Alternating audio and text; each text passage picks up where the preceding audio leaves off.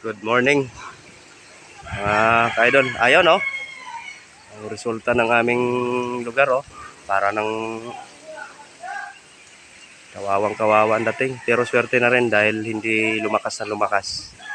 Tamtaman lang. Yun Wasak. Salamat na rin tayo dahil ito lang ang damage na tinamo natin. Medyo katamtaman lang. Yan.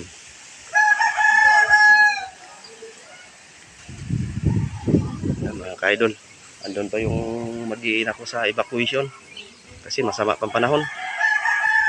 Ito mga ka-idol kawawa mga bahay na wasak-wasak Yan